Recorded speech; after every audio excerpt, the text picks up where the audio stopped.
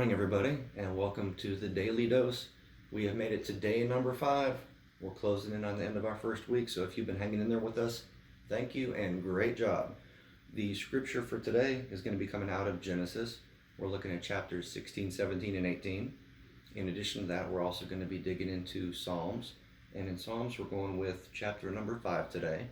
We've got a link posted in this post down below. It's going to be taking you over to our friends at Read Scripture on YouTube.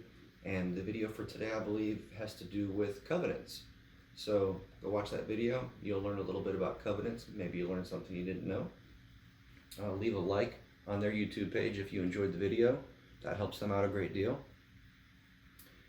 All right, so as far as just the general kind of plot behind the storyline that we read in the scripture for today, we're looking into Abraham and Sarah, or Abram and Sarai, I should say, because their names have not been changed yet.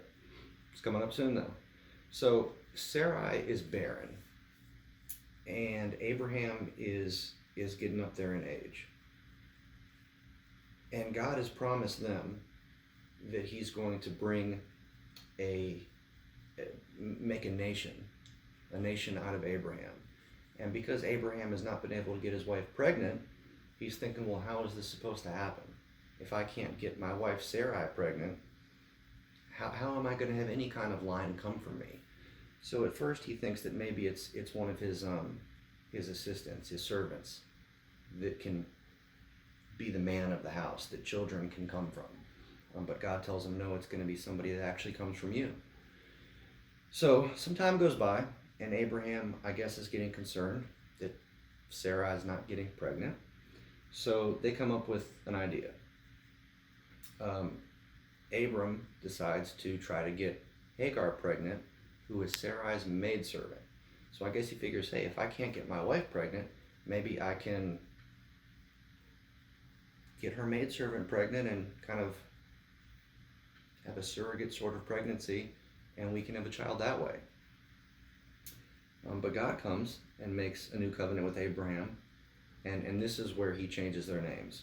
So he changes Abram's name to Abraham, and he changes Sarai's name to Sarah. We also have a very interesting encounter that pops up with a few mysterious visitors that end up popping up, and they visit Abraham outside of his tent, and they announce that he's going to have a son coming. And they announce that his son will be there in 1 year's time. They also announce judgment, or potential judgment, on some nearby cities called Sodom and Gomorrah. Sodom is one of the cities that Lot had set up camp near. So I'm sure that when they announced judgment on these cities, that got Abraham concerned, because he's got relatives that live down there. So you'll have to read the scripture for today to kind of find out more about what happens there. The one point of interest, as I call it, that I wanted to briefly discuss is that God promised Abraham a son when Abraham was about 75 years old. And it took roughly 25 years for God's promise to be fulfilled, and for Abraham to actually have his son born from his wife, Sarah. And Sarah had been barren for years. And Abraham was advanced in age, as well as Sarah. The prospects were not looking all that good for her to get pregnant. But God had made him a promise. And God's going to teach him that God keeps promises. Definitely. You will notice that Abraham and Sarah tried to kind of take the situation into their own hands.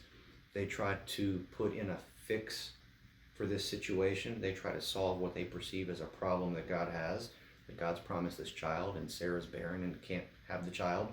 So no, we have to figure out a way to help God keep his promise. So that's when they go and, they tried to have a baby through Sarah's maidservant Hagar. And we come to find out that that's definitely not what the Lord had planned.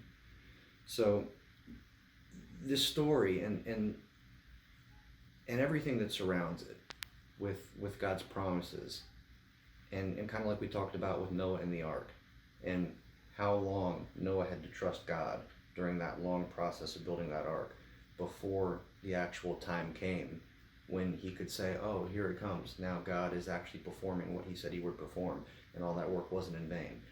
Similar thing for Abraham. God made him a promise, and it wasn't fulfilled immediately. It wasn't even fulfilled in the near term. 25 years is a long time to sit around and proverbially wait for something to happen, especially to wait for something to happen that seems, by all human accounts, to be pretty much impossible. So as you guys are facing your day and your week and your year, and as you go about the rest of your lives and your walks with the Lord, try to keep that in mind. And I'm preaching to myself here, because it's way easier said than done. I can tell you that. It's way easier said than done to trust God, and to trust God for things over an extended period of time when everything that you're seeing with your own eyes tells you that those promises are not going to come true. We still have to trust the Lord, because he does not lie. He is powerful. He is mighty. And he fulfills his promises just as he says. So, until tomorrow, I bid you adieu, and have a great day. Be blessed, and we'll see you back again for the next installment tomorrow.